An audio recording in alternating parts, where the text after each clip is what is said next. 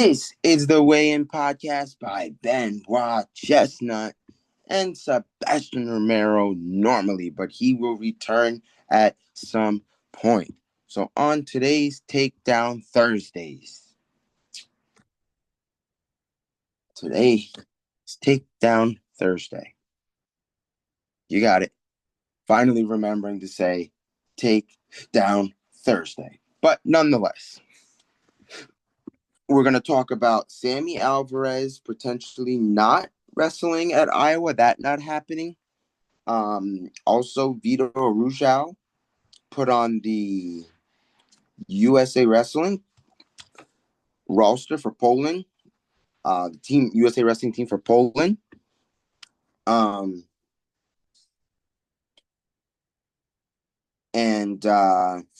amidst that, the Claw Wrestling draft happened as well. So, we just got stuff everywhere for you guys. So with that being said, that is this week's Takedown Thursdays. And we'll jump right into it. First off, we'll talk about that Vito Rujao. So it's very interesting. We'll closely monitor that one, why Vito was put on the Poland list. It could possibly be a wide range of things, but right now we don't know enough. There's not enough out there for why he's on that list. But amidst that, there's not enough around for that. When we talk about our boy Sammy, we're going to speculate here. So the real thing is, like I always say, Google it. It's new developments. We think it's an eligibility issue. So we're thinking along the lines of eligibility. And that could possibly be because, he's wrestled a long time. He possibly could have exhausted all the years. And if that's the case, so with that being said, this Iowa team that we thought was invincible, that looked amazing, not so invincible now. You lose Bo Bassett. Now you come out of development. Sammy has no eligibility, possibly. The reports could be wrong, and they could say Sammy does have eligibility. But even then, we don't know at this time. So that's kind of just in and out of there. If you didn't and you missed it, I would say go watch that Claw Wrestling draft. It was a draft for sure. It was a draft. Some takeaways from it. I like the way some of these teams are stacking up. The free agent list is what I'm very, very, very curious about. The choices that were made. I mean, we will obviously break those down a little later in the episode, but I thought I would touch base that's where we're going at with that. So really, with this Vito Rujao on the lineup, there's not one more thing we could say here other than speculation. I know we talked about previous episodes. We don't really like to do that here, but that's about the only thing we can do right now is say, hey, well, maybe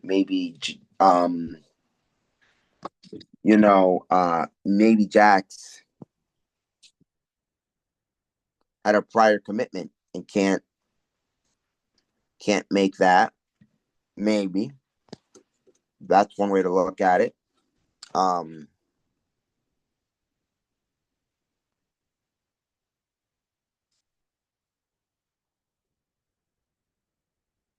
So that's fairly interesting with Vito competing.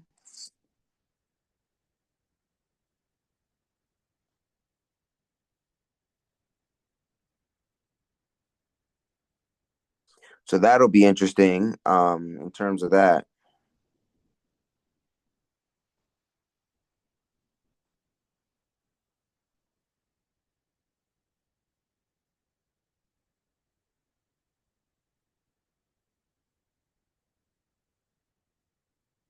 So that's a good way to go. With that is just in the very, very deep thought. It could be something on Jax's side, or it could just be USA Wrestling had already planned to use Vito before they even had the wrestle off. That's possible too. But nonetheless, we're going to wait for his statements and developments to come out on that one because there isn't much we can really do. I tell you, we always like to break stuff late, but kind of is breaking it late. It's just interesting. Um, so there's that that's going to be fairly interesting to see how that breaks itself out to why they went with Vito. But, you know, um, amidst that, Sammy Alvarez. So we all know he's gone from Rutgers to Ryder to Okie, and now to Iowa, but there's an eligibility issue is what it might be possible here. That hasn't been officially said. We don't know if there's any truth to the reports of Sammy not being eligible, but if he is, that would be great for the Hawkeyes. In a day, I'd love to see a strong Hawkeye team, and that's one way, to have a blowback like this of Sammy not being able to. Really, I wonder why the report comes out so late. We're about almost near August at this point, and I kind of feel like if it were something where he had an eligibility issue, it would have came out almost immediately. So, you know, I wonder what I wonder what is the sobriety on these reports? What is the accuracy here? Because it's interesting to see it come out so late that he doesn't have eligibility, but I ultimately think, a lot of times there's news gets passed around, like Ben Askren said, sometimes people can claim they have done certain things and that may not be true. So with that being said, there may be more to come on that, but definitely, first touch topic, that's a huge blow if they don't have Sammy. I'm not saying that, that was the center focus, but it was going to be a strong Hawkeye lineup with Sammy Alvarez in it. So it's very fairly interesting if they don't have Sammy. It's going to be fairly interesting on the developments of that, with no Sammy.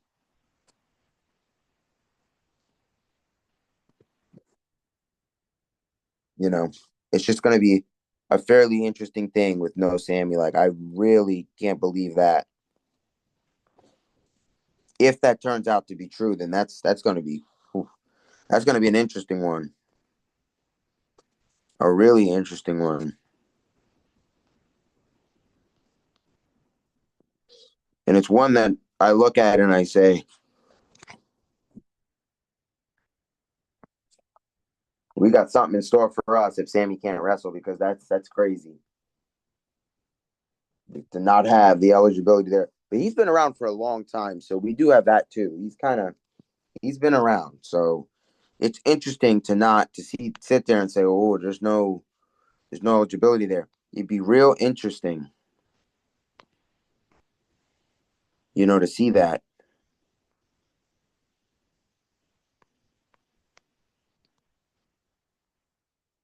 to see something like that come out as a development. Sammy not have any eligibility, and that it's one of those things you say you hate to see it. You really do. You don't want to see something like Sammy Alvarez not being able to have eligibility, or Sammy not being able to do the things he does, and not being able to have another season of wrestling. We all know the Hawkeye has a great coaching. The Hawkeyes have a great coaching staff, and I think that staff would have done very well with Sammy Alvarez. Not saying anybody else didn't. Everywhere he went, I'm pretty sure he was able to wrestle very well. I know he had a good time at Rutgers. We all know at Ryder he wrestled very well. We know that even at Oklahoma, we know it was a good fit. He wrestled well. You don't think. I mean, I don't believe. He wrestled very well. So that's one of the things where you look at and you say, hey, this kid's wrestling very well. What is the causable deniable here? What, when we get down to it, what is the root cause here? And the root cause is Sammy. Sammy knows how to wrestle, and we've all known that. That's nothing new. Um, And that's something where we have to say to ourselves,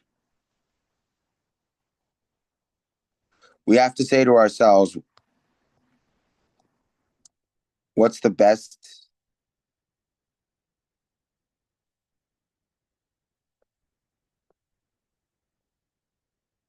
what's the best way to go? It just doesn't, that's the thing we're looking at here, that, you know, the truth in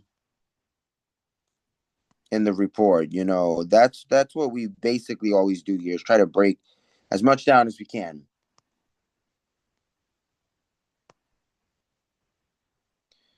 And right now, that's basically all we got, that's left here is that's all we really have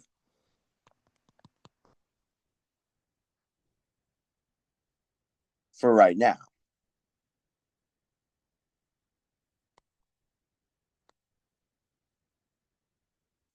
And that's just it's an interesting development, I don't whether it turns to be true.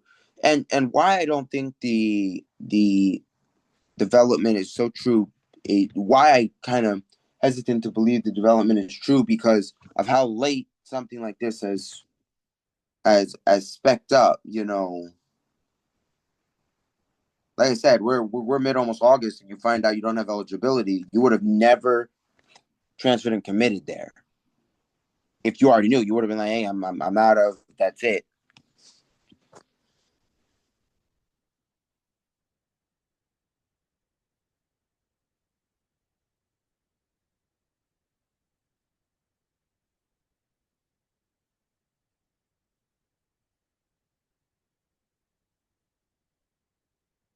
And that's why I think the development is interesting. But I don't. I kind of feel like there's no truth to it.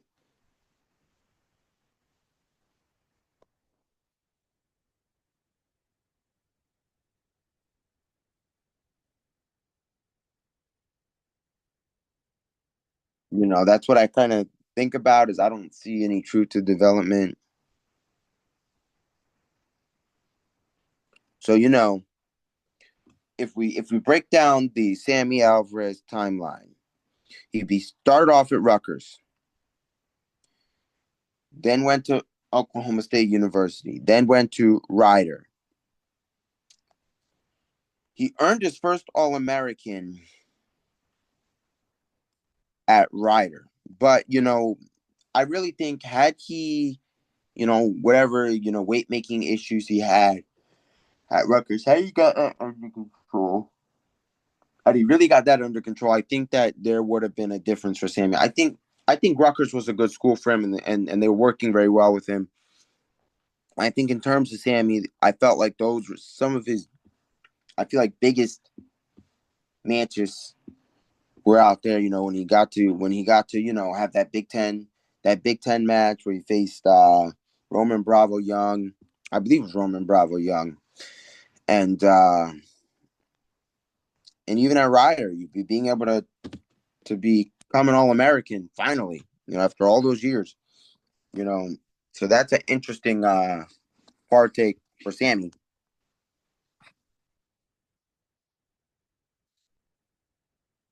So that's an interesting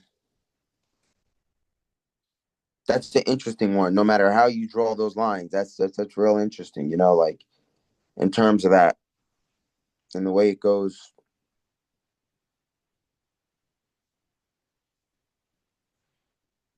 It's to me, it's interesting. He's been a lot of places, and you would have thought, of that caliber, you would have thought he All American everywhere, but no, All American once, and that was seventh place. So I think him being able to wrestle at Iowa will. I think I very well believe he's going to become another All American again, if the reports are not true that he can't wrestle. What's true, what's not. What's the fact checking, the so-called fact checking is due in order here because do we know if whether the Sammy Alvarez reports that he may not have eligibility left are true? No. Will we find out if they're true? Yeah, absolutely. Technically, we can do it right now. We can see if there's anybody else breaking.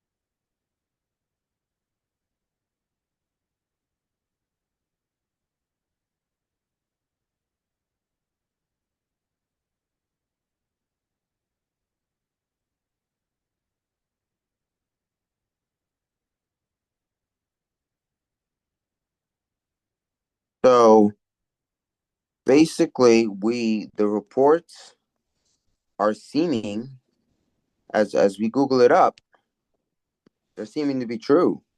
Sammy was trying to receive a medical red shirt to be eligible for this coming up season, and it was denied.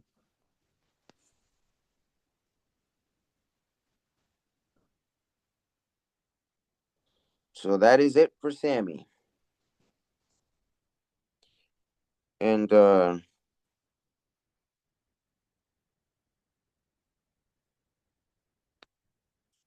Sammy is no longer joining the Iowa team.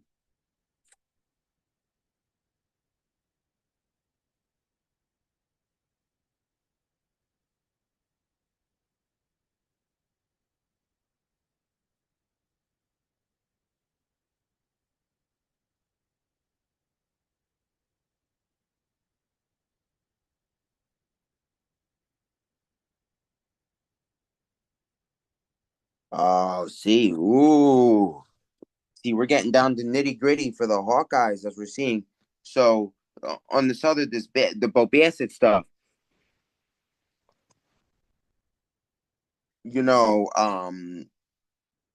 we're finally getting back on that reports on the Bo Bassett. We'll touch that real quick. You know, the inside source, is saying, they were trying to accommodate for Bo Bassett's brother. Now we talked about this that if that came out, I mean, we talked about we, I mean, we probably speculated about it, but talked about it. Bass's brother did not commit to Iowa. Why are you asking for you to pay for the brother? There are recruiting rules, in favor here. You can't say, oh, hey, um, what it's saying, flight, hotel, and other accommodations, which when it came to Bassett and Iowa, and wrestle with the Hawkeye Wrestling Club.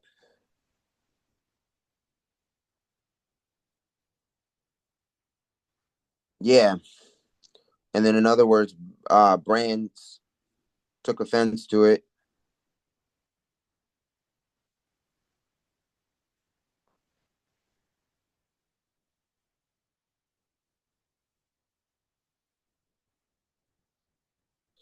Yeah, so I mean, we're seeing the same thing.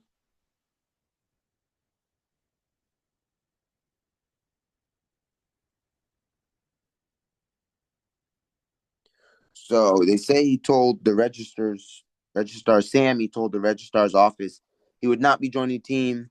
If maybe this is something in terms of his eligibility is not approved yet or whatnot, but we know there's no Sammy in Iowa, so we know now.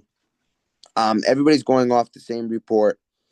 Um, so it kind of seems like it's legit, but even then, if Sammy's done, Sammy's done. Huge hit for Iowa. You would have liked to have had Sammy. Um, interesting development. I mean, that's probably already came out for Bassett. We're just probably late to the jump. Um, as I tell you, I don't always read everything as it comes out. I kind of get to it at a later date. But even that's fairly interesting that And Melvin Miller also was part of that text. Melvin Miller and you, Melvin Miller did not commit yet. So you weren't even somebody that announced, "Hey, I'm going to go there." It looked like he did, and it really did. But then it was like, as soon as the basketball, it was like, oh, he scratched him off the list. So whether he committed or didn't commit there yet, that's a Google it type of question. We won't hear to that. But even then, if you're making tens of thousands of requests and like you're like, oh yeah, I need you to pay my flight, hotel, and all this. I'm gonna come to Iowa and practice and be a Hawkeye Wrestling Club. Come on, you're gonna do this. Sometimes it's in the way you do things, and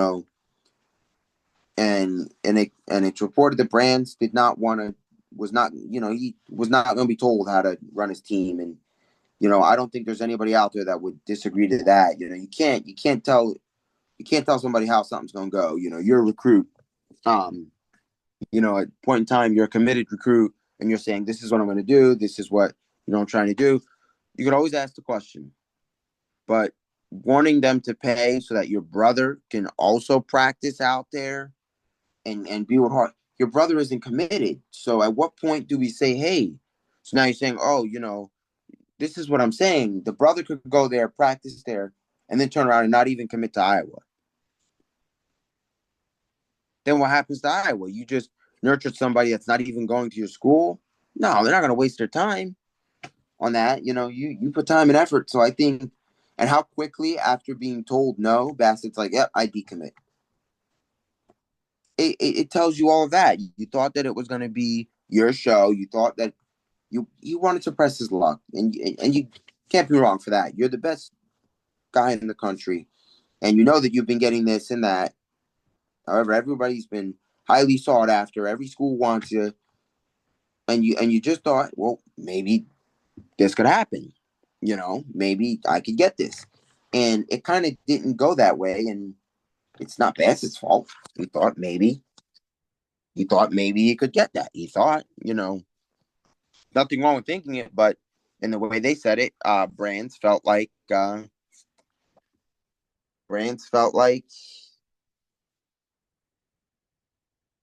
were trying to tell him what to do with his team. So that's a interesting one. So with that being said, let's take a look at what happened with Claw. So we talked about Chip Ness being Chip Ness is a free agent. And that's where I kind of think, okay, you pass over Chip Ness. But let me give you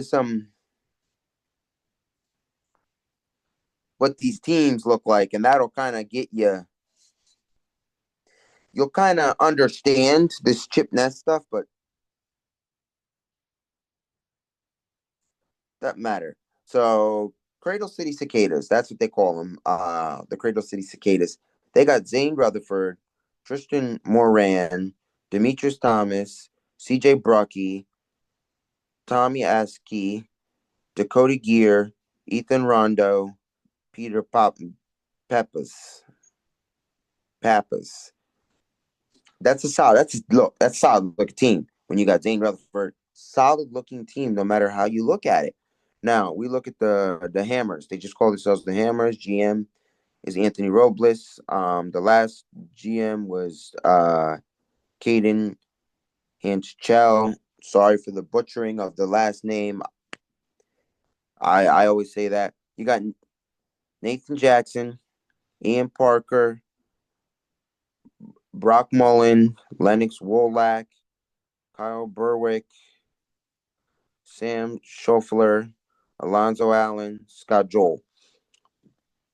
That's a good looking lineup here.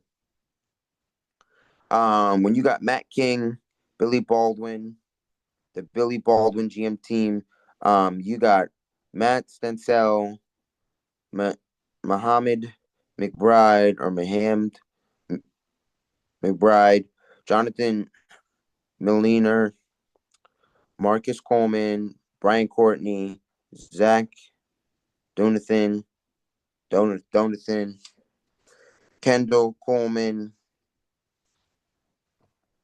Caleb Hopkins, interesting.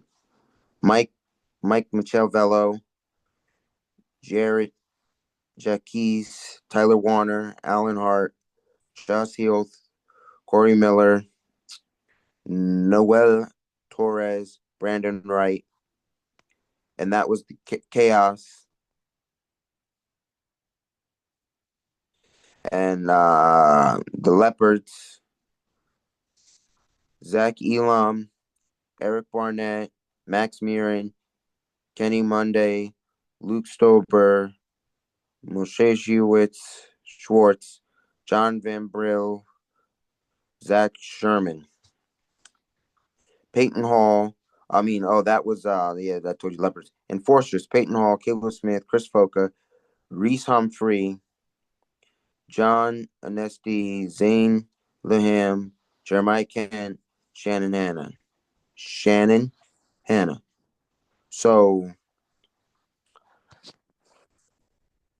I'm gonna tell you what, those lineups look stacked. When you break it down in terms of how Chip Ness missed it, those lineups are stacked. Those lineups are stacked. Those lineups are very stacked. Those are some stacked up lineups.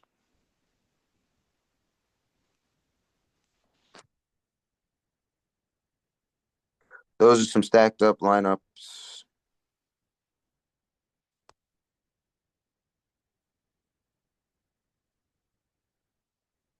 To see Reese Humphrey getting out there and competing again, now that's going to be nice and interesting.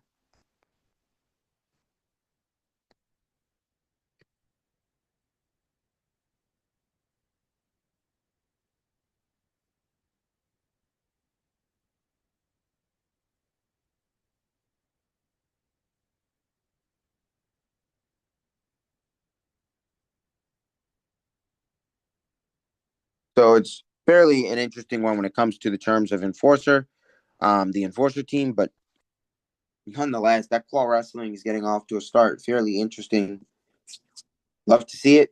Claw getting off. Hopefully, this can survive the dwelling of leagues. Because I say that because we had years ago that football league that failed. The success rate of building a league. So we hope that this will survive. Nonetheless, that is this week's Takedown Thursdays. Yet another episode of the Weigh-In. I bring to you these episodes once again, continuing to bring the weigh-in to you guys. The fans of the sorts. I love to bring that stuff to you because, that's the importance of everything that is being done. But nonetheless, yet another epi. Continuing. No worries. I know we haven't had a lot of special guests on here, but I'm working on that. I'm getting those emails out and doing the best I can, but I'll keep trying till I get you a guest, and that'll be that. We'll keep going till we get another guest on here or anything in any of our episodes, our boxing and our Takedown Thursdays, but more or less, get another guest for these Takedown Thursdays for you guys. But we're going to continue to keep trying with that. And, I haven't forgotten about it, but we're going to continue to keep trying. And with that being said, this is the Weigh-In by Benoit Chestnut and normally Sebastian Romero, but he will return at some point. Please like, comment, subscribe, share to all your friends. This is the Weigh-In. We're going to have episodes out twice a week, every week, all year, every year, the previous years. Yeah, we didn't get that many videos out and we weren't as businessy as we gotten this year, but trust me, this streak has been going strong and I haven't missed an upload and it won't start now. There's been videos out twice a week and they still will come out twice a week, every week. And I'll catch you guys in the next one. Weigh-In out.